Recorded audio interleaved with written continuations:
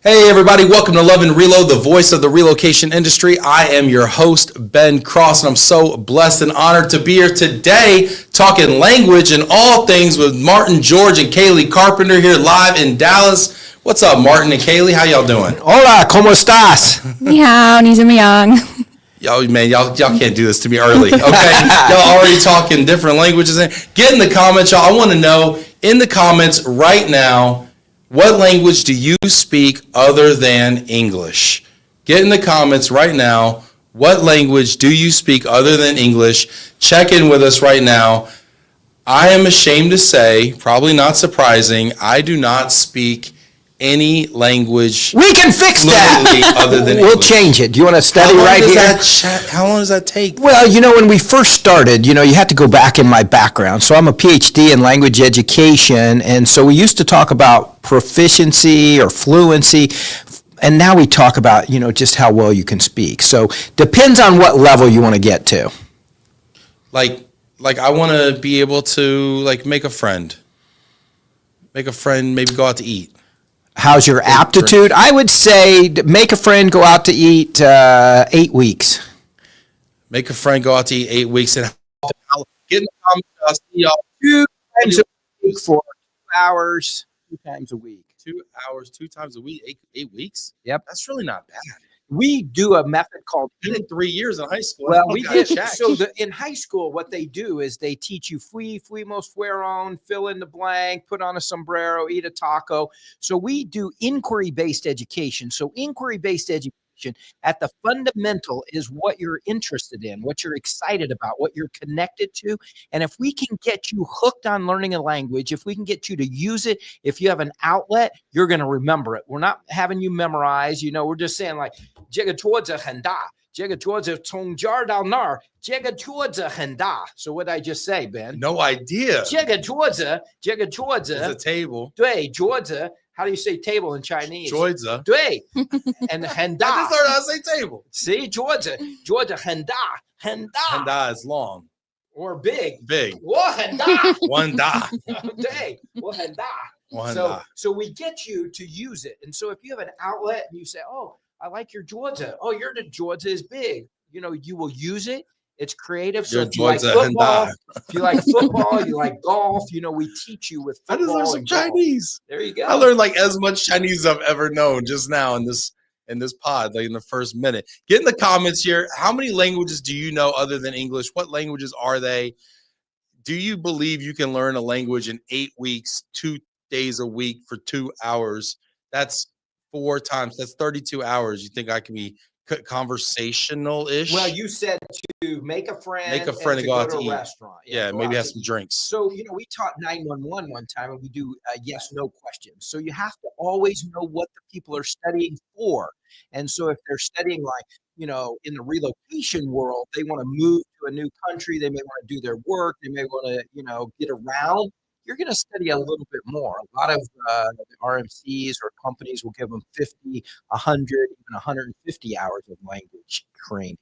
So we work around the goals, the outcomes we want to see. Learning is all about outcomes and deliverables. I like it. So you start with the outcome kind of and work backwards. Yeah. I like it. Mike Wagner's getting in the comments here. Hello, Ben. Hello, Martin. French is good. Bonjour. Comment allez-vous? Nice. Très bien. Merci. How many languages do you both speak? Well, you just said the 2 languages that I know, so it was just a coincidence. Which languages? Mandarin, and then I'm currently studying Mandarin, and I studied French for 10 years. Wow. Yep. Okay. And what about you, Martin? Well, I lived in China for 9 years, and so I speak Chinese pretty well. But in my PhD, I had to study 20 languages. Now, when you say study 20 languages, what the hell do you mean? Yeah, what do you mean? You mean you have to understand the semantics and syntax of the language. So in the old school PhD, I'm old. I'm in my 60s. In the old school's PhD, you had to do reading and writing. So semantics is the meanings of words. Syntax is the grammar of words. So you have to look. I can do reading and writing in a lot of languages. Okay. Wow. Speaking is different. You have active skills like writing and speaking, passive skills like reading and listening. Get in the comments, hit that like button. We got people checking in all over here. I want to know what languages you know. How did you learn it? What was that like? Do you remember it? Was it in high school? Was it after high school? I want to know. And then I'm going to ask Martin a little bit about how he started LTC, because you founded LTC, right?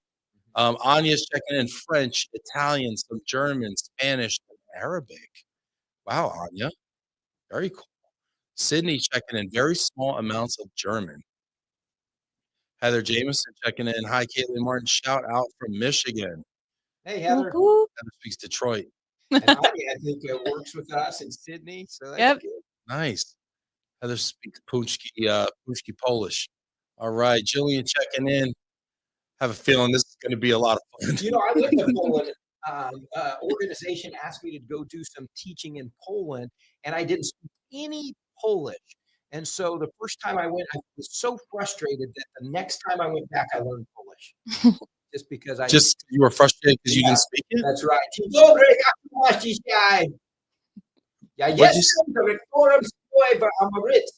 I'm the director of a language school in America. So most people get frustrated because they don't speak the language, they just don't go back to the country. And you're like, no, I'm gonna lean in. I'm gonna learn this thing. Like, yeah, I have a lot more fun if I actually knew the language. Right. This is awesome. I can tell you're gonna be a lot of fun. It is, you know, you think about it. If you can speak the language and the culture of somebody else you're dealing with, and we could go into cultures, because I say cultures are like women, men, old, young. I think there's a lot of cultures. But if you understand the culture of who you're dealing with, working with, interacting with, you can have a lot of fun. And you said, yeah, we got Rob Zeitz in here checking in. He says, "Hello from Cambridge, Mass. I speak English and I speak Boston English. Wicked good." Now, question. So wait on that. I have a comment about everything. So do you know how many sounds there are in the English language? 20. You know how many letters there are? Come on, man. 26. That's right. So I'm an English major, not a sound major. Yes. In Boston, Massachusetts, there's 46 sounds in the English language. In the U.S., Boston doesn't count. There's 44 sounds. So you even have to look at the sounds of a language. You have to look at the pitch and the intonation, the rhythm. You have to look at how we speak, how we use the language, and then you have to make meaning with it. So I speak maybe 7 or 8 syllables per second. Kaylee, maybe 5 to 7. Hispanic speakers 7 to 9. Chinese like 4 to 6. So we speak different speeds. Wow. And if now, is that cultural? Change. Absolutely. It changes the whole tone, doesn't it? It does. See, you got calm. I made him calm. Yeah, you scared me almost, actually. Like, where's it going? Code switching. Is that part of the culture though? I mean, you can say across the board, people in China are 45 syllables per. Yeah, we as linguists, we actually time it and then we give a stopwatch and we look at, it could be like 5.2 syllables per second. So it's syllables, not words. Why is that important though to know? It's important for this reason. So let's say I'm teaching you a language and I say jag, jod, and da. That's the table is big. Good job! in China, the Chinese is a little rusty, but I think that's the table is big. So see, he's a good learner. You could learn the language. Maybe we got to do that in a podcast. Yeah. Get you to learn Chinese or Spanish. That would be something. It would be cool. But so if I speak that way and you go into native conversations with native people, native speakers, and they're speaking really, at speed, and you've been taught when it's slow, it doesn't work because your ear you have to mimic real conversation. When you're learning, you don't want classroom contrived language. It's just, made up textbooks, fill in the blank. You want this automaticity. You want it to. What does automaticity mean? Automaticity means that it runs off of your brain without thinking. You want this. What's that mean? The table's big. See? Automaticity. You already got it. You'll never forget that. I hope. You won't. I'll see you in Salt Lake City. You'll be talking about big tables. Yes. If we're a few cocktails deep, and I can remember that at 11 o'clock. And we're talking about tables are big in Chinese. I'll be very impressed with myself. Daisy Sinclair says, "Hola, Martin. Hola. Yo hablo español." Martin Alejandro Jorge. Nice. Let's see. Kyle Blaylock. I love these two. What's up, Kyle? Kyle, he's my homie. Love Shout Kyle. out to Kyle. Love Kyle. Rachel, I speak German. Let's see. We got, is that Mate? That is. Hi, Mate. Mate's actually on my sales team. He speaks He Hungarian. is Hungarian, actually. Nice. Okay. I speak Hungarian, English, German, and currently learning Arabic. Look, half your audience and my staff is working right now. Good Hey. job, guys. Yeah, that's what they're supposed to be doing, know it. supporting the squad here. What's this, Paula here? Checking in Paula. Polish is very hard to learn. Props to you. I speak it too. Yeah, super. What made you lean into this effect that you actually started a company? I mean, was this before or after you decided to study 20 languages and Well, that's a good question. So I grew up, my mom came over through Ellis Island as an immigrant from Austria, World War II, that whole era, and grew up in a small town in Indiana. John Mellencamp made a song about me.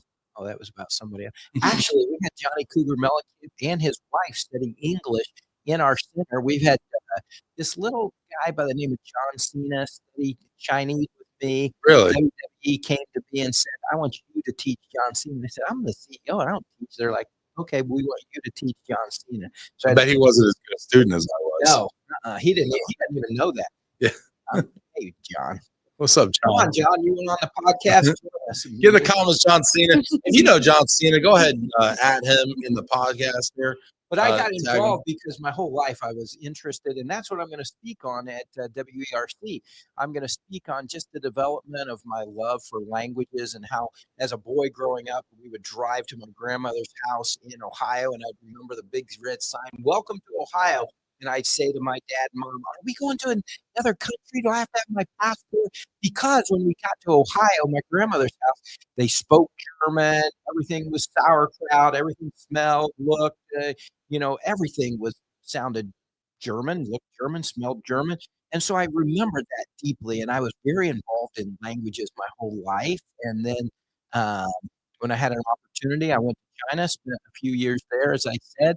When I came back from being in China, I was actually the director of English as a second language at Indiana University in Indianapolis. And as I sat in my office, I would get calls from Eli Lilly and Roche and Dow and Cummins and Thomson, RCA, all these companies, and they were sending all their people because they were bringing expats in and impats going out, and they were sending them all to Chicago. And I'm like, Indianapolis, come on, man. We can't let them, it's hard on families. Right. It's hard on the employees to go to Chicago and try to learn. It's hard on the especially the kids. So they were going to Chicago just to learn language, or they were going to work there? Just to learn language, because all those companies, Lilly, Roche, they are headquartered in Indianapolis, Right. or their North American headquarters. Right. I remember Cummins was. We sold to them when I was. Cummins, Columbus, Indiana. Yep. Yeah. Mm-hmm. I was at the moving company. But imagine, so you know Relo very well. So imagine if you're stationed in Indianapolis, but they say, "Hey, there's no language school in Indianapolis. You got to go to Chicago and study." It doesn't work. And this is What's that, like 4 hours north? Yeah, 3.5, 4. But you're talking this 30 years ago. You're not Right. you're not jumping on like a virtual class and things like that. Yeah, and so you decided at that point that you were going to start a Well, I local went to the language dean school? and I said, "Hey, look, Indiana University ought to do this. We ought to really help these companies. We ought to, do something in Indianapolis. We ought to internationalize." I even said, we ought to all learn. I said we ought to be on Good Morning America, and everyone in Indianapolis ought to learn another language. We ought to get books, textbooks. We ought to be on the map as a place to come. Mayor threw me out of his Did office. they think you were crazy? Everybody thought. The dean said, "Get out of here." Nobody wanted me to do it. So I waited a few months and I went back and I said, "How about if I start this?" And I tried to do both. I was studying for my PhD. I was running the department, and then I was starting LTC. So, after about 20 hours a day for 2 years, I said, something's got to give. I feel like entrepreneurship and academia are kind of at odds. I mean, I've been more acquainted with academia over the years, and they like to study innovation, but actually being the tip of the spear is a little too risky. Practical. Right. Yeah. Impractical. Yeah, that's interesting. Yeah. And you know Um, why I left why? academia? Because I love you all in academia. I'm looking right in the camera. I would spend more time, Ben, arguing about what time my classes were. Like everybody who had been there tenured, I wasn't tenured. They would be like, I don't want 8 o'clock. I don't want night classes. I don't want to walk across the campus in the Out in the cold winter. in Yeah. the winter. Trust me. I don't want, any of these. I want a office with a window. I want a couch. I want to be able to speak at conferences. And they argued every staff meeting. And I'm like, what about the students? What about the students learning? Yeah. What about getting them, Right. where you want them to go? And they'd be like, okay, okay, okay.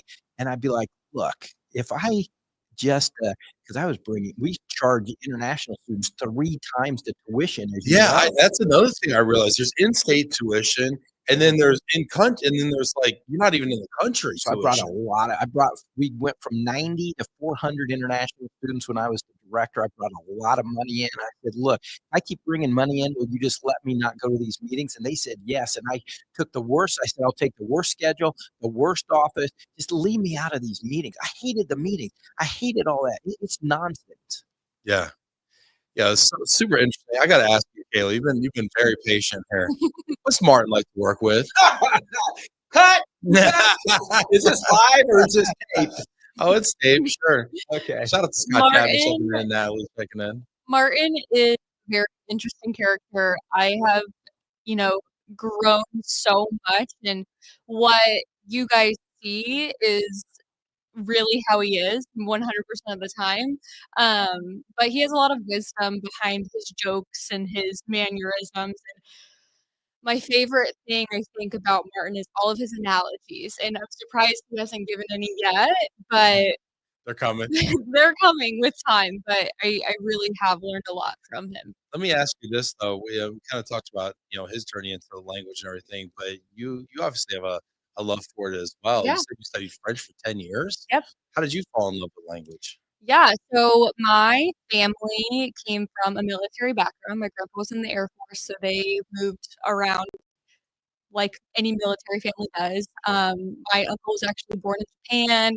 My grandpa lived in Australia, Switzerland, all the different places. And so naturally hearing their stories, I was like, oh, this is amazing. I love this. My mom studied French in high school. And so really leaning into that. There was not a Japanese class offered. Otherwise, I probably would have done that. But I just went in head first and didn't want to do the traditional Spanish route that all of my fellow peers were doing. And so I fell in love with French language and French culture. And here I am today. Yeah, super interesting. So now y'all are in town in Dallas, and I always love taking the opportunity when folks are in town to grab them and say, you got to come into the office. You got to come face to face. Let's do a pod. I want people to get to know you. I want to get to know you, right? And so thank you for coming in, right?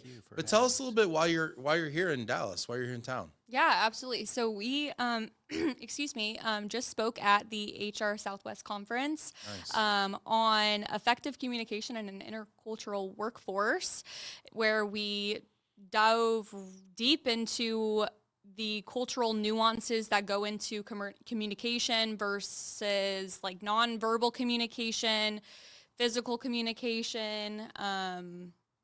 Good touch, bad touch. No, but is this for intercultural, like in the same office, or is this mostly for intercultural, like for multinational corporations? Both. I think it's twofold, because you have obviously like a client to vendor relationship, and then also within your own team. So we at LTC see both from like a relo perspective, and it's a lot of the corporate people moving from country to country. But then also Indiana, for instance, there's over 300 Japanese companies in Indiana. Really? And so I didn't know that. What, like in automotive? Automotive. A lot of automotive. So there's. So I was in Michigan in the Detroit area for about And 5 they're all years. suppliers. And, Yep. Yep. So OEM type things. Okay. Yep. Absolutely. So the wheels on your car to the seat belts. But we had things- like 5, 6, 7. I didn't know we'd make it on time because we had so many people come up afterwards, and they're Yeah. like, "Hey, we have people from these cultures coming, and this really." We spoke on direct and indirect communication. Like direct could be Talk to me about the well, difference. there. direct. What example did you use? Do you remember? Yeah. So a direct thing would be like, oh, I told you, Martin, to schedule that meeting at 3 p.m. today, versus an indirect would be, oh, I thought I had mentioned to schedule that meeting. And why do I need to? Why do I care? Which form I use? That is a great question, Ben. So it depends on culture. So if you have a multicultural team or you work globally, you'll have people who communicate directly in some cultures like the U.S., and then you have indirect cultures. So when you get the two together, there's a lot of confusion, frustration, and actually we see a lot of our clients say, our employees just quit. They flat out quit when somebody's too direct. They hurt my feelings. They don't respect me. They don't respect my background. They don't respect my culture. And as well as anyone, to recruit, hire, train, onboard somebody new, that's not fun. Yeah, super interesting. So you're saying the United States is a more direct culture? Yeah, we're kind of in the middle. In the middle. Are there other cultures that are more direct than us? German. Yep. I would say a lot of European cultures are more on the direct side of things. Okay. What about like Asian? Like what about like Japan? It's more indirect. And there's 19 ways to say no in Japan. So they will never flat out say no to you. They'll say, well, wouldn't it be better if we look for another more auspicious time where we'd all be able to get together? And you're just like, get to the point. Tell me no. And that's why Why do they do that? It's just their culture, because they don't want to offend you. They don't want to come right out. It'd be a loss of face for them. And that's why a lot of times when you used to see Chinese and they'd say, oh, Chinese never meet the deadline to ship things to America, or what, if you manufacture something in China. Well, the Chinese just said whatever you wanted to hear because that's their culture. So they didn't miss the deadline. They just weren't comfortable telling you your deadline was whack. Yeah, it was it was not feasible. So they allowed you to believe that they were going to ship it by that time, and they never really probably were. And again, interesting. you didn't have a Judeo-Christian mindset or belief. So if they say something and somebody will say, well, you told us it'd be shipped by October 15th, and now it's October 16th, and we don't have it. They're like, well, yeah, we wanted to get it by October 15th, but there's a lot of things that go into that. And when we looked at it, we decided that it would be best that we, had high quality and the shipping was right. And then it still didn't come till like January 15th. Yeah. That's super interesting, because I would be on the other side of that. Like, you decided it would be best, then I would be losing my mind. Super interesting. Get in the comments here. I want to know your thoughts on this indirect versus direct. Have you had experiences with different communication types based on different cultural differences in the workforce? People are in the comments, Dutch. There's like a Dutch chant going on in the comments right now. Anya saying Dutch, Rob saying Dutch. Dutch was one of the ones that came to my mind also, at first when we talk about direct communication as well. It reminds me actually of a book I was reading by Malcolm Gladwell, and it talked about the amount of planes that crashed, and they crashed because they crashed based on cultural hierarchy, and some cultures were more hierarchical, and they had more plane crashes than cultures that were flat, because cultures that were flat, they could give feedback and they could say, we're going to crash. Whereas the cultures that were more hierarchical would say, perhaps we should consider another route around this mountain, kind of thing. And then all of a sudden, boom, you're on the side of the mountain. It's huge, not only language, but culture and the combination of the two. We call that high context or low context. And so some cultures you come to, like if you're in a family and you know somebody very well, you can just look at them and like that and that head move, and that means we're going to go. I'm really annoyed. I don't want to be here. But Yeah. because of the context. So a lot of cultures have high context and they know what you mean without saying it. Some are low context. Again, you have to fill in the blanks. You got to be very explicit. So to your example, that was a low context versus high context. Now you'll know that too. See, look what you're learning. I'm today. learning a lot. Don't send me an invoice. Rob's saying no compliment sandwiches in the Netherlands. No feedback sandwiches. I learned that as a young manager. Feedback sandwiches. If you want to give some feedback to somebody, put something nice in front of it, then tell them why they're an idiot, and then give them a little nice. That's what I always do, isn't it, end, Kaylee? right? Huh, right? Kaylee? Huh? No comment sandwiches. That's a new one. Natalie says, I appreciate direct communication from a manager. This is interesting because people say this and then she get does it. receive it from me. Yes. And then I make them cry, though. And then they cry. I don't understand. Now, is crying in the workplace cultural? It is. Some cultures would have to quit if they cried. Yeah, Again, interesting. one thing we got to remember, we all hear losing face, right? Yeah, I've heard of this But concept. you know what you have to do in Asian cultures? I've actually heard of saving face more than losing face. Okay, Saving but you got to face. give face. Okay, what does And that it's mean? not suck face. Okay. Give face means, oh, Ben, wow, this studio is wonderful. You built a great company. I really appreciate you having me I on would have the liked to have heard that. Yes, podcast. continue. This is a wonderful thing you're doing here. I really appreciate what you're doing in the mobility industry. These and would have your all been nice podcast. ways to start our I interaction. can't believe you would have us on here. So you give the other person a lot of accolades, and you give them face. Okay. And then what happens? And then They you feel take good. it back at the end? But you can't say it about yourself. Oh, okay. You can't say, oh, I'm Self-effacing? Yeah, you can't say, I'm great. This is interesting. So there's certain cultures that do that where you're supposed to come in and kind of kiss up a little bit? It's not kissing up. See, that's a misnomer. So in our culture, we say it's kissing up, but in other cultures, it's respect. Really, you have built a great But because company. they're genuine. They're genuine They're genuine. compliments. They're looking for an opportunity to say what they really think, and some cultures would never say it. They wouldn't be that effusive. Yeah, I do that a lot, actually. I do that in our, so we have a consulting business, right? And our business is really to put two parties together, right? And so a lot of times I begin the interaction by telling this party why this party's so amazing. And then I tell this party why this party's so amazing.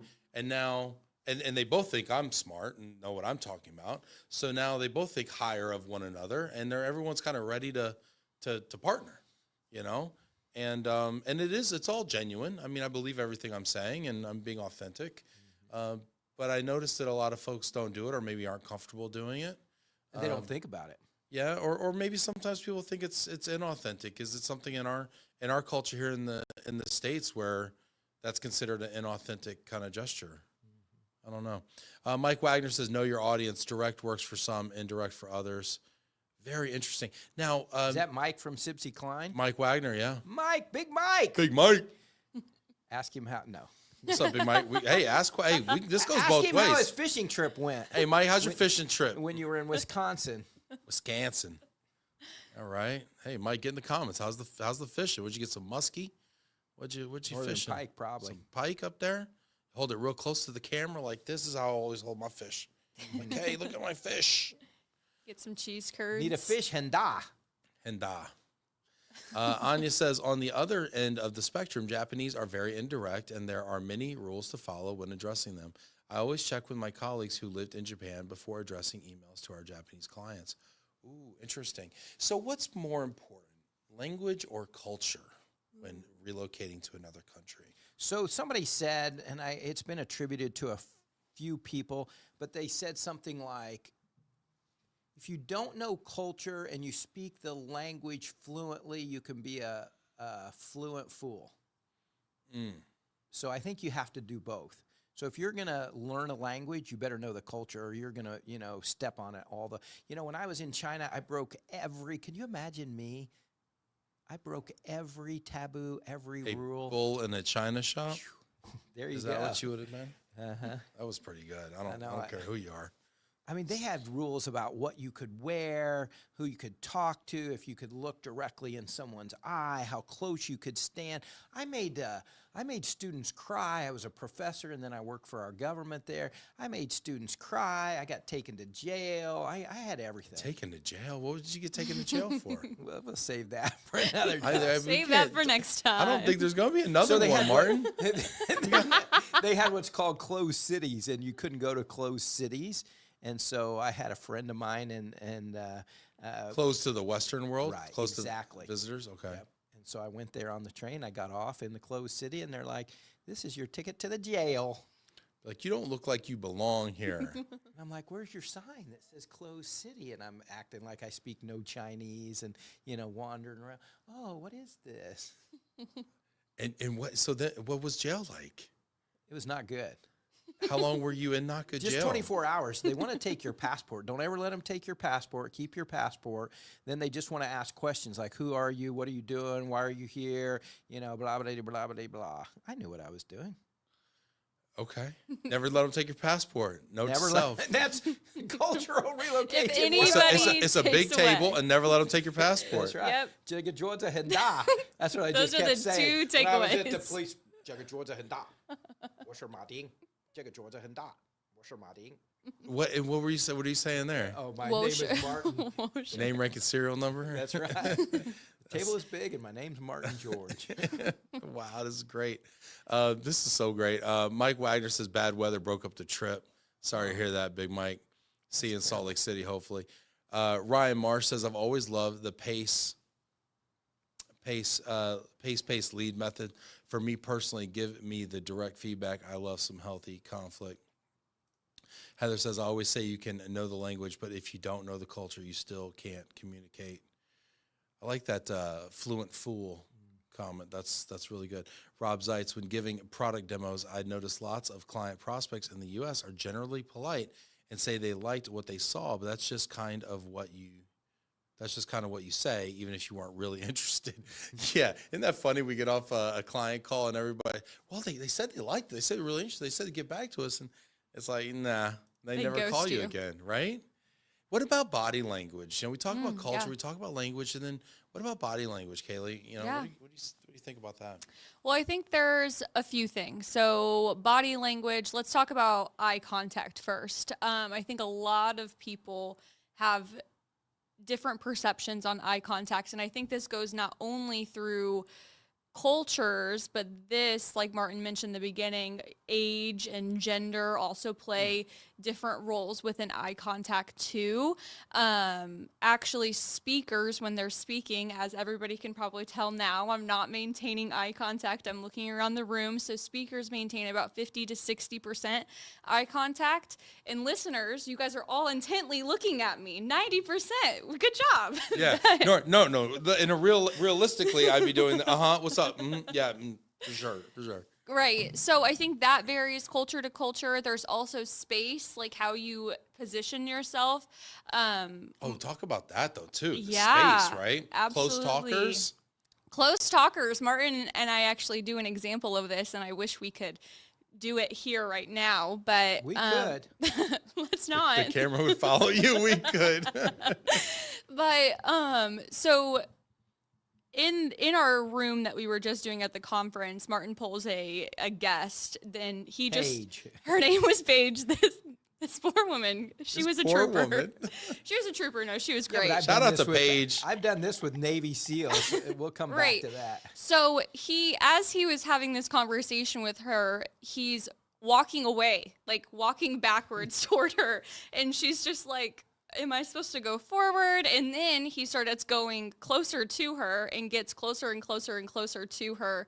And So I'm and then, yes, like shoulder to shoulder. And she runs around the chair and she's like, I need my bubble. So different cultures do have that different perception of what is appropriate. Like, am I allowed to have my bubble or, being 10 feet away? And so that's just something that each person needs to take into consideration.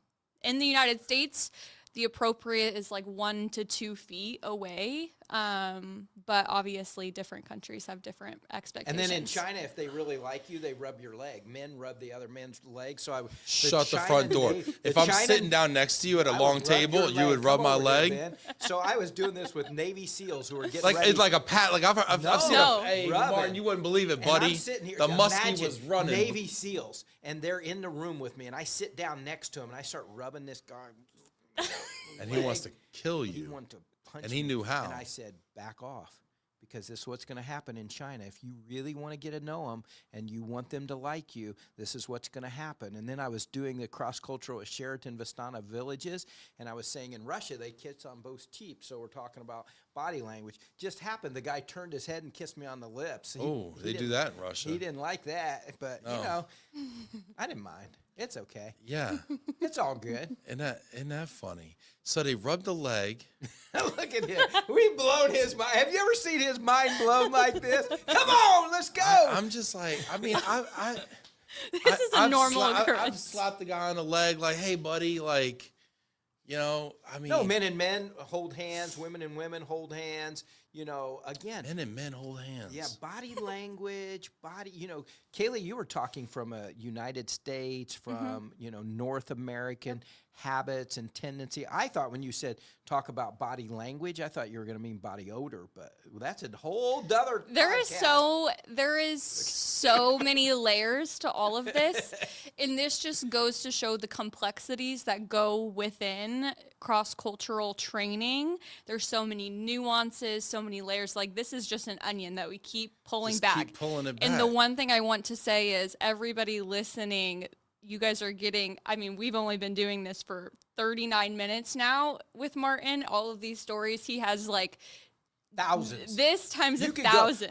So we teach on should I keep going? Yeah. Yes. So we teach something called might bring the whiskey monochronic out. and yeah, and then It's happy hour somewhere, right? polychronic and monochronic time. So in some cultures, people are monochronic, which means they are right on time. Japanese are right on time. You know, if you start a meeting, it's right on time. You know, a lot of cultures, you have to be on the dot, on the spot.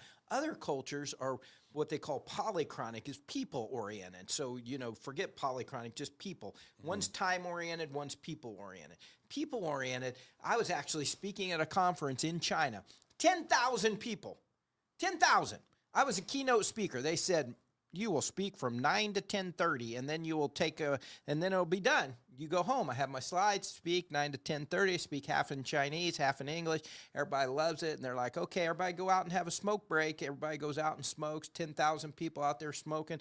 You talk about secondhand smoke. That's cool. It's a cloud. There you go.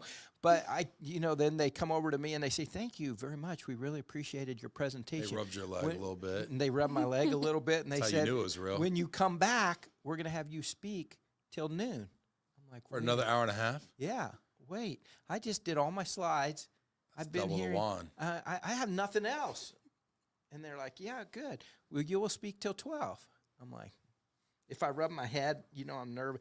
I'm like, okay. So I get done at 12. This is a polychronic, people-oriented, because they're saying, everybody loves what you're saying. Everybody just wants to listen. They just want you to tell a story. Get done at 12. They're like, okay, we'll meet over in the ballroom. We'll have lunch. You know, we'll have da-da-da-da-da. So 12:30, come back. Everybody go out, take another smoke break, have some tea. Nobody has coffee. Everybody smokes and has tea. Great. And then they said, oh, Dr. George will speak again at 12:30. I'm like, holy crap. Now, look, I've lived in China. I know Chinese culture. I don't know this part of it. And you can't say no. What am I supposed to do? And so here's what they did. Whole conference, we're talking that the conference was like, let's say it's 8 to 5. Yeah. They just pushed everyone else back. Everyone stayed till 10 o'clock at night. Everyone, you think the other speakers liked me? That's You think everybody on crazy. the agenda? They just Do bumped Could everybody. you imagine that happening in America? No. Can you? I mean, No, it's, they would tack you onto the end maybe and make you stay late or something and do some. or invite you back next Yeah. year, next month, or something. They Yeah. would never just keep pushing you out. No. And I'm like, what am I speaking on now? And you're just making stuff up too. Like I am today. Yeah, wow. I didn't know we could go 5 hours. All right, let's do it, Martin. We can. Marathon. Then the traffic will be better. Lisa Frederick saying, Martin is blowing my mind. Paula saying, in Poland, you kiss on the cheek 3 times. I know. And which cheek? Ask her, which cheek do you start? Which cheek do you start, Paula? And what if you kiss twice? Is that the wrong? Well, again, it's so we got to get this whole right and wrong thing out of our mind. Okay. It's cultural orientation. So I make every mistake. So I go, if it's supposed to be, I do, I grew up Catholic and that's wrong. You see that? It's supposed to be this way. Oh, and you went the other way? I went the other way. Yeah. You went right to left. I'm contrarian. He knows. He knows. En contraire. Au But, contraire, so mon let's say frère. you do mix it up. Yeah. People are just think like, you're stupid. Yeah. You guys should read the book Ugly American. It was written in like 1956, something like that. And I spent my whole life trying to help people not be the ugly American. Serious. Which means we have to know cultures, we have to know people, we have to know what they're thinking, we have to know what makes them tick, we have to communicate with them on their level and on their plane. I don't care if you're hiring a salesperson or you're hiring someone in North America, that person that you're hiring, they have buttons that they want, whether it's money or travel or fame. They got buttons. We all got buttons. Cultures have buttons, and then it's imbued in you from a child. Look at when we were a child. We would stand up and have a show and tell and say, my daddy had this at work and he works with this. And they said, stand up straight, pull yourself up by your bootstrap, look me in the eye. That's our culture. And we've been taught since we're 5 years old to do show and tell. Other cultures, if you stand out, if you are like, give that one example you were saying of the getting an award if you were like employee of the month. Oh, yeah. So let's just say an American restaurant goes to an expansion in India, and they have an Employee of the Month program here in the United States. They have success with it. They start doing it in India. Well, they're not going to have success with it because in India, they're a collectivistic culture. And so they don't want to be put on a pedestal. In fact, they will run away from it and say, I don't like this environment. They don't want to be. They'll reject it. Right. So they see performance going down. They see work retention going, not in a good way. And people are demotivated by that. So you have to think about what's going to motivate people. And we talk about motivation often in the workplace, but I think you have to understand who the people in the workplace are and what are their motivators. And their values. Yeah. In China, they say the nail that's sticking up gets hammered down. So if you're different, if you're unusual, if you don't embrace the culture of 5,000 years and you look, think, act differently, you literally get put in your place. Tall poppy gets cut. Yeah, super interesting. And yet I look at those cultures, China, India that you just described, and the innovation and entrepreneurship that's coming out of those countries is amazing right now. And you can't have innovation and entrepreneurship without standing out a little bit and sticking out a little bit and kind of running contrary to the establishment, kind of going back to your days at IU, right? And saying, well, I'm going to do things differently, right? And so it's interesting to see these shoots of green that kind of come out of the establishment and the way things are always done. And where does that come from culturally? Is that Western influence?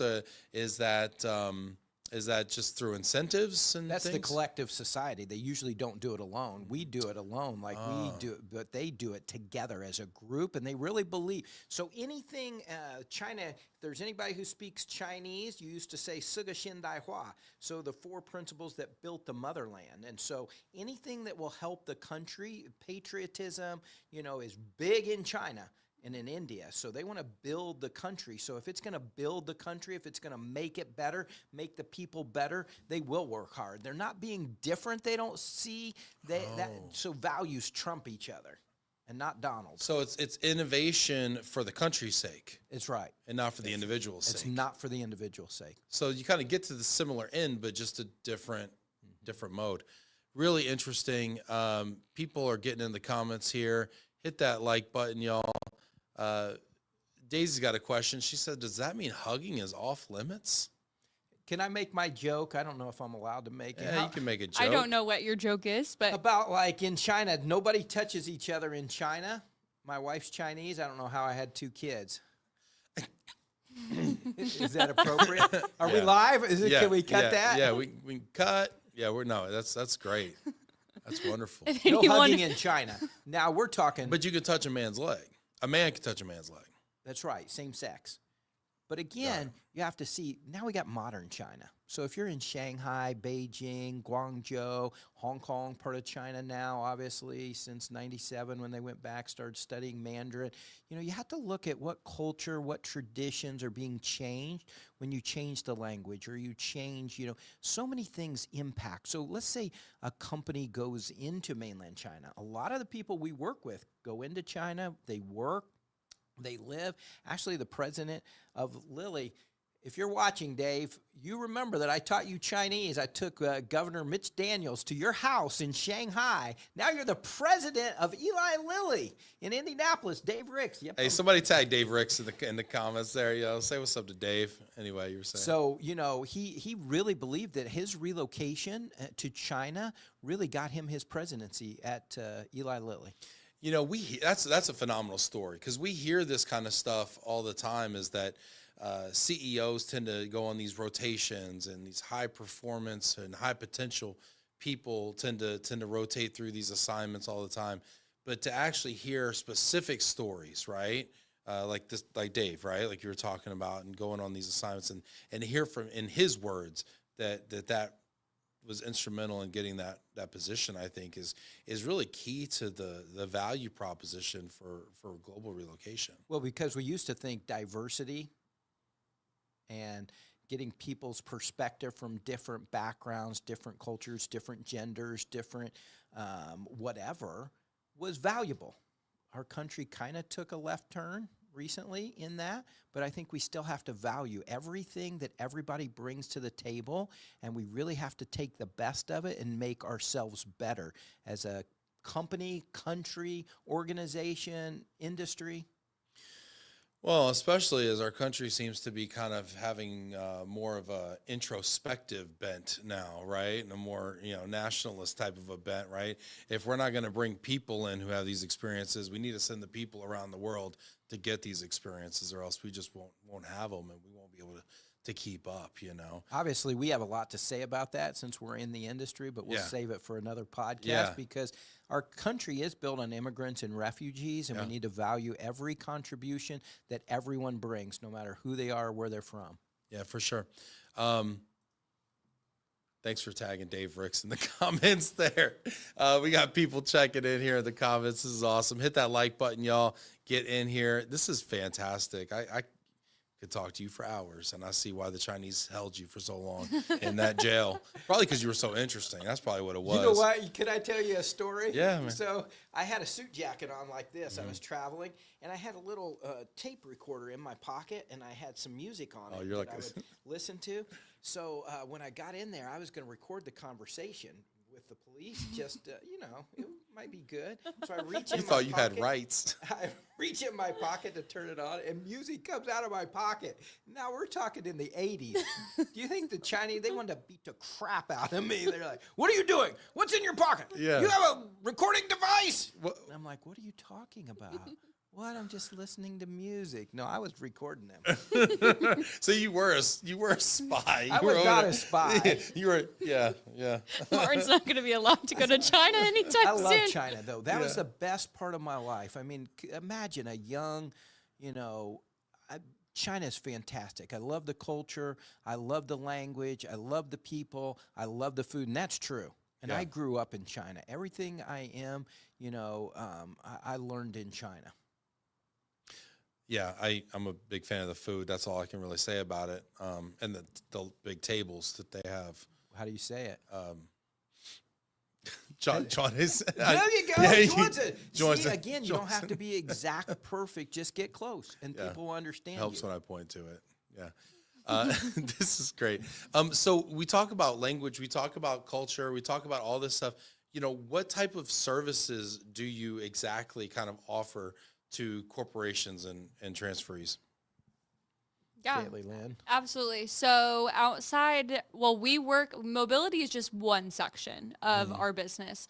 We actually work in really any international business, whether that be from a legal perspective or compliance perspective, we're there to help. So we have 4 main service streams: interpretation, translation, language training, and cultural training. So that's a lot. Interpretation, translation, language training, training, and cultural training. And what about your cultural new one? training. And we just came out with a new product. It's called CAPS, Cultural Assessment Predictive Success. Oh, interesting. And so, yes, so it's a comprehensive test. I think that's like If any of your listeners want to do it, it's usually $99. We'll let them do it for free for the first 25 people who ping Ben. Look We'll at let that. you do it for free. wow. How do they take advantage? Put this in the ticker here. Yeah. Just tell You know We'll what? we have to send Yeah. them a code, username, and password. Just do all that. Okay. LinkedIn ping with me. me.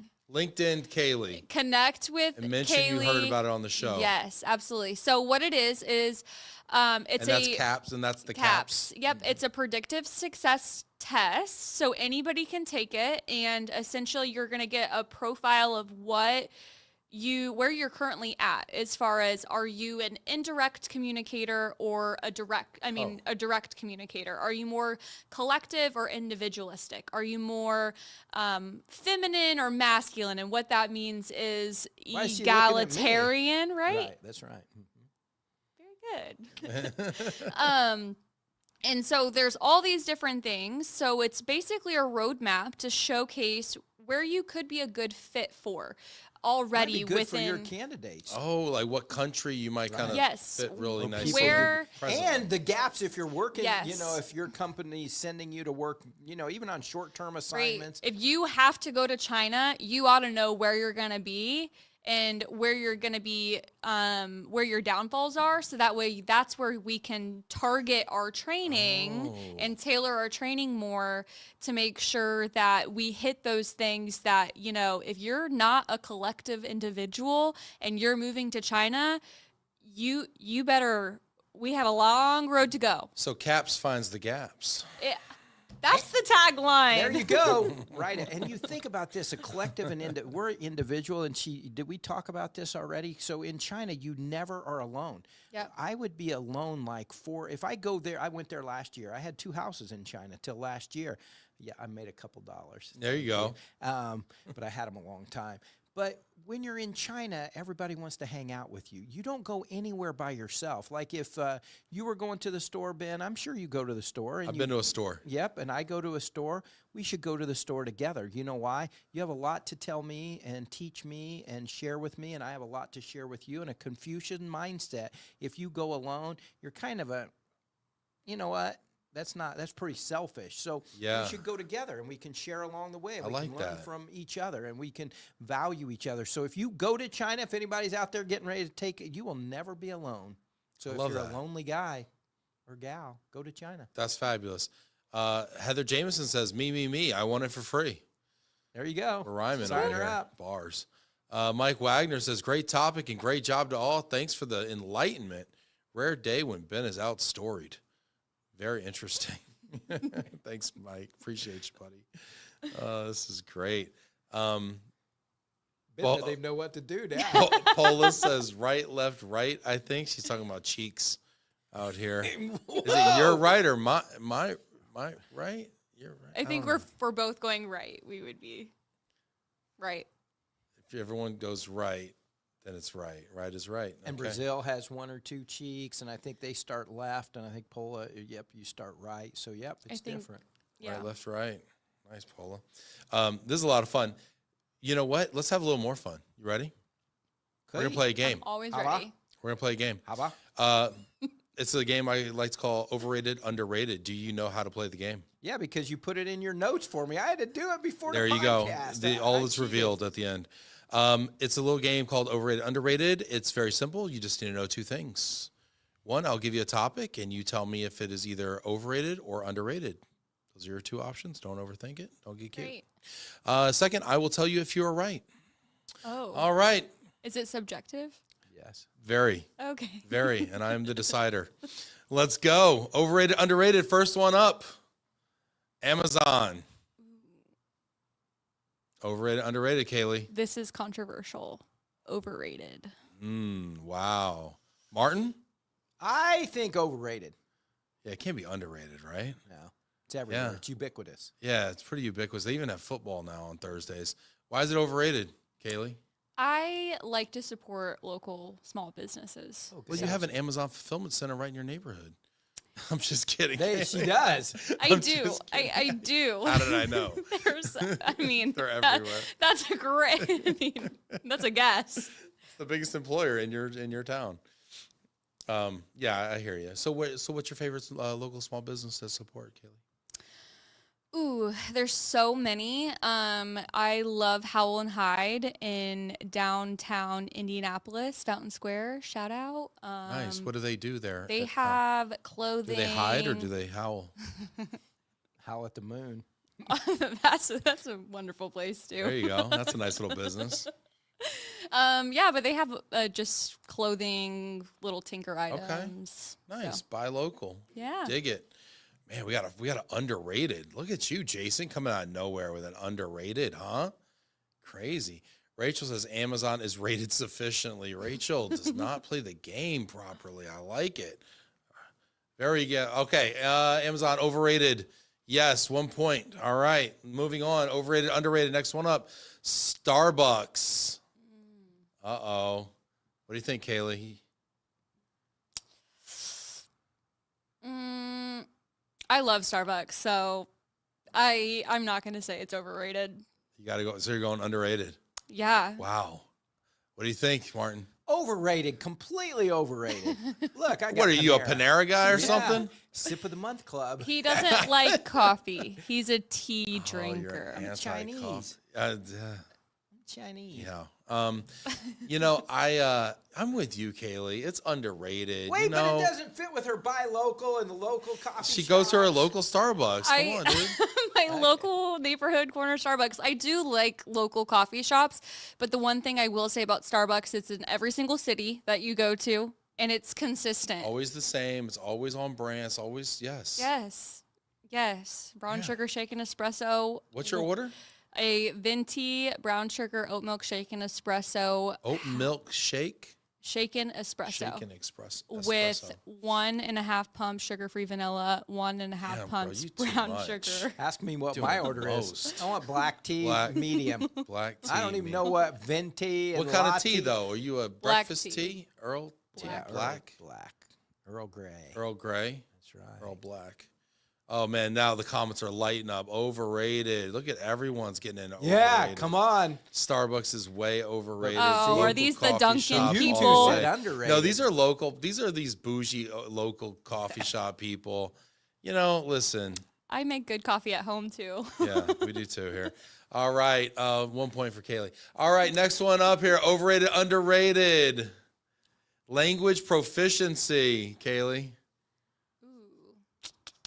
Softballs. Language proficiency. I'm gonna say underrated. I feel like everybody should learn another language. I feel attacked right now. Martin, overrated, underrated. Language proficiency. I don't even know what that means, but we'll go that we all are proficient. You know that a native speaker of their own tongue can't make a mistake, is what I believe. Oh. So even Context. if you speak wrongly, you didn't speak wrongly because you're a native speaker. You get to speak however you want. That's what it's called. So there's no grammar? Well, great. You were going. There's prescriptive grammar and descriptive grammar. A prescriptive grammarian says it has to go exactly by a prescription. Overly pedantic? That's. Are you reading some notes? A descriptive grammarian says, "Hey, look, a native speaker can use the semantic domain as far and wide as they want to, so they can go with it." I So like it. underrated. I love it. I'm see, me and Martin are alike here because we're just a couple of CEOs that like to rationalize our own wrongness. We're just like, we can use the semantic domain, the full width and breadth of the semantic domain. That's right. Now we're gonna hear Ben talk about this. I like it. No, I'm an English major, actually, believe it or not. No, this is great. Yeah, language proficiency. So I teach my students dog, and I say, dog, what is it? Is it a noun, verb, adjective, adverb? What is it, Ben? Well, noun. It's a verb. I dog you. You. Or I could dog you if What's you let up, me. dog? What's up, dog? It's a That's right. colloquialism. Are you dog? But even in the what is it? Webster's North American Dictionary, dog's in there as a verb. So it's not to just dog somebody. Yeah, to dog somebody. Yeah. You know, just like a lot of our nouns are used as verbs. So when you teach standard like English to other people, you forget like book is obviously a verb, you know, and Book's also a verb. Oh, book's a verb. You said that. noun. Sorry. Paper, you can paper your walls, you know. Yeah. So many. Cat. Do you cat around? Yeah, I like sometimes. Don't tell my wife. Okay. Overrated, underrated. All right. Everyone gets a point for that one. Oh, man. The comments are going nuts here. Look at you. Look, make it a good point for Amazon, have an opportunity for small business fulfillment and logistics if it's utilized correctly. I love caveats here. Jason Maciot here. All right. Overrated, underrated. Work from home. Overrated, underrated. Martin. Got to go to my CEO friend Work here. from home. Way overrated. Everybody should get their patootie in the office. Get your derriere in the office. That's right. You know what I saw today? That if we allowed the employees, the younger ones, to bring their dogs to the office, everybody would go back to the office. So I'm making a new policy. Everybody bring your pets to the office. Nice. Oh, 3 dogs, 1 cat. Oh, man, that's too much. That's one at a time, please. That's what the scale said when I stepped on it today. One at a time. one at a time. Kaylee, overrated, underrated, work from home.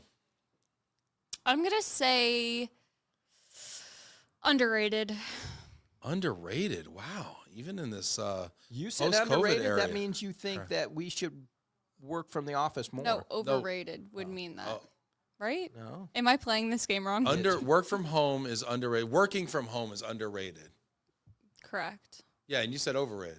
Yeah, it's overrated. Work from home is overrated. Yeah, underrated. You want to work from home more. You want the derriere in the office. Bring the cats and dogs. At least Noah's 3 Ark. days a week. Pull that ark up to the parking right. lot. Bring all the animals. Bring 2 your by parrot. 2. Let's go. Let's go. And she brings the whole thing. You're like, ooh, we're gonna need some more Noah's space Ark, in here. we'll get it rain. Yeah. Man, gosh. Yeah, I'm a big in office person. Although, you know, we just hired our first remote person, and it's working out very well so far. We have 9 states. We have people in 9 states. We do hybrid for the people who are. We have Indianapolis and Orlando offices. We did have DC, but during COVID we shut that one down. We were going Nashville, but nobody wants the office. So You know what? Work from home is underrated. People are saying in the comments here. I'm a road warrior, so I am constantly on the road. I don't know how many weeks this year I've traveled, but I would go as far as to say that I'm traveling 25 to 30 weeks out of the year. So you're like a work from hotel. Work from hotel, work from conference, work from, a podcast. Yeah. And so I'm everywhere. So I've really embraced just having my one screen on my laptop. So I can be in the office, I can be at home, but I do like my new desk. And I would say just work, just be successful, just have your deliverables. Don't clock in, don't clock out, just do what you need to do. As long as people do their job, they know what to do, they work hard, they focus, they, contribute to the team. Who cares, really? But I think you get a little more juice if people are together. People have to be together. You could do this podcast and I could be in Pittsburgh when we're doing it, but there's a reason I waited for you to be here, and now I know what it is. Domo arigato gozaimashita. See. Rich Madison, there's a couple underrated perspectives here. Rich Madison says Martin sings too much to focus at work. So that's one good point. I don't know anybody named Rich. So and then I think I'm a distraction for my people at work sometimes. Sometimes the people that are remote actually do more work, at least for now they do. I don't know. We'll see long term. Where are you going? You got to work shoot, my producer just went home. That's okay. My producer just went home. I do think my team is the hardest working team in the industry, and they work hard, so I really don't care where they work from. I just appreciate all of them and all the work they do. I mean, isn't it great when you don't have to worry about what people are doing or where they're doing it? You can see the results. We just had 5 Super Bowls, and we're loving it. Just had 5 Super Bowls? Yep. We won 5 huge contracts. Some of Wow. them we can mention, some of them we can't. Congratulations. Yeah, state of Indiana sign language to provide sign language for Wow. the whole state, and the school system in Florida, Coca-Cola in Japan. My daughter's going there on Wednesday because I was too tired to go. No, I was here. Cultural training for generational culture in the workplace is important. Interesting. I agree.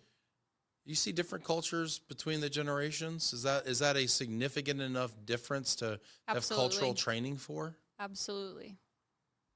Go with her. She's like, please. No, I think it's important just I mean, we hear it a lot about work ethics have changed across generations, how we're working, whether it's in the office, what people are valuing. I do see the value within face-to-face interactions and things, but I think that some of the comments even pointed out the distractions at work and things like that. So if I'm in the office and I close my door, people think that's rude, even though I'm just like, Yeah, I these need to put people, my head down. Look at that, do not disturb. I mean, come on. That's silly. What's wrong? Hey, yo, huh? Sheesh.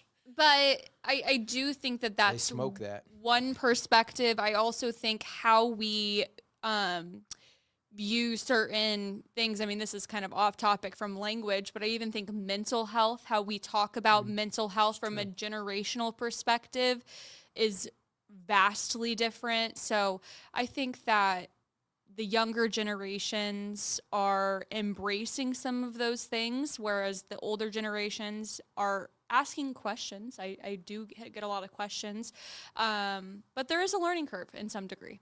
Yeah. Good stuff. We got one more left here. All right. Last one. Overrated, underrated iPhones. Martin, overrated, underrated iPhones. I'm going with that. Who's that one guy? Mint Mobile. Mint Mobile. What, you got burners? We just use strictly burners when you travel? Mint Mobile. I was a BlackBerry guy. I went to BlackBerry. What is this, 08?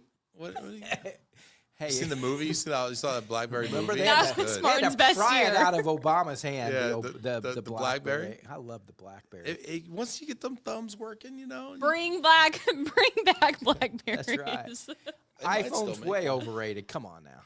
Yeah. Come on now.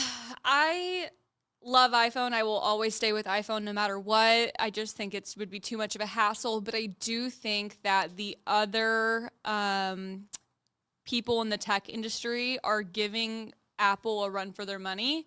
So Oh, here's my iPhone. I will always say they're underrated, but to some capacity, they're a little Yeah, it does feel like overrated. some of the innovations that are happening with some of the other phones, you know, with the foldable and some Yeah. of the, they have like, I saw a phone that was projecting Yeah. images now, you know, soon like Obi-Wan Kenobi's going to just appear on a, you know, I don't know. Yeah, it's going to be tough. I'm an iPhone user. I have been for a long time. You know, it's so funny. I'm so hooked on the user interface of the iPhone. I cannot figure out how to use a Mac computer to save my life. Isn't that weird? Interesting. It's so I weird to know. me. Yeah. Are you a Mac computer user? I like both. I Yeah. like both. You like I, Macs? Oh. I do Big That's love. because you speak multiple I like Big languages. Macs. I How can't about speak. that? I can't speak to both computer languages. 2 all-beef patty, special sauce, lettuce, cheese, pickle, onion on a sesame seed bun. There's another language. Overrated in pricing and privacy, but it does have more opportunities. I like. All right, iPhones are completely overrated. Me and Rachel just aren't seeing eye to eye today. It's all right. Okay, iPhones. Oh man, That's a tough one, isn't that's a it? tough one. I mean, I'd say they're overrated. I mean, man. I don't know that blue text bubble though. If you have green, Yeah, it's like, what are you doing? right? It's true. You can't text on the plane to somebody who doesn't have an iPhone. Yeah. Didn't they say though that didn't they sue to make that to say like Apple couldn't like segregate by the blue green thing anymore? Like, you know, because they were basically making you a second class digital citizen by that. I'm gonna say iPhones. I'm gonna say underrated. I'm an iPhone user until I die. I don't know. lost this. Yeah, I lost. yeah, you got smoked, man. You started You off won. real good, you know, You and then won. you just Congratulations. diverged. Yeah, look at that. Oh my goodness. Savor it, Kaylee. Savor it. I will, trust me. No, this has I been a want lot a of fun. recount. Yeah, this has been a lot of fun. We could do this Dangling for a long Chad. time. Broward County, he wants a recount. You know what? I'll give you a final word there before we sign off, Martin. Okay, how about that? Well, what I would say is, we've had a lot of fun today. I appreciate you having us into your studio. Great podcast, great organization. Everybody should check Ben out and GLOMO. I would say, we hear a lot in the industry, especially in relocation, that people don't embrace the opportunity. I mean, your company's paying for you to learn a language, and then people don't take it up on it. Or, even the RMCs, they try to, sell it, suggest it to the companies that they work with, and the companies are like, no, we don't need it. My final word is you do need it. You need language, you need culture. If you're going to another country and you want to be relevant, you want to make meaning, you want to, hit it out of the park. If you just want to get the surface, go in there, skim in, a few weeks and get out, okay, use some Google Translate that's 60, 70% accurate, and hopefully you don't get in legal hot water. But if you really are going to live there for 3 years or 5 years, and you're going to work and you're going to live and your kids are going to go to school there. And your family, your spouse, your children. Country, you want to represent your family and your country and your company well. And if you don't know some of the language and culture, they'll know where you work, and it won't be a good look. Yeah, that's great, and it just reminds me of that story you told us about the president of Eli Lilly, talking about how he attributes his ability to ascend the top of that organization to his ability to learn Chinese, his willingness to learn Chinese, really. And we had a Chinese woman who came to Indianapolis and did the other way. So she went all the way, became president of Lilly in Singapore, president of Lilly in Hong Kong, vice president in China with 10,000 people reporting to her, an expat back to her own country. That doesn't happen very often, does it? Wow, no. Almost never. No, and it's easy for us as Americans to think we can go to another country and get away without the language, but then if we think about it and think of someone coming here, how far up an organization would they get without the language? No, there's a ceiling. Yeah, it's pretty low ceiling too. And sometimes they get rated on like dropping word endings or articles. Like in Chinese, he and she's the same. So even if you type an email and you have a few of these little nuances, a and the, and you don't have them correct, they're like, I don't think they're going up the ladder. Yeah. But not just, workplace communication, those interactions that you have in the kitchen or in the break room or going out for networking opportunities, being able to communicate and not just talk about work is just as important. Such a great point, especially since we know networking is really the true way to get ahead. And 70% of jobs it's shown are not posted, right? And so it's those networks and who you know and who knows you that really gets you ahead in life. Really great show today, Martin and Kaylee. Thank you so much for stopping by and sharing your knowledge of language and so many other things. So if we get invited, do we get invited back? Oh, heck yeah, you do. Okay, anytime you're in town, please stop by, and I can't wait to see y'all in Salt Lake City. There you go. Yeah, absolutely. Thanks. Yeah, awesome, y'all. Take care, and we will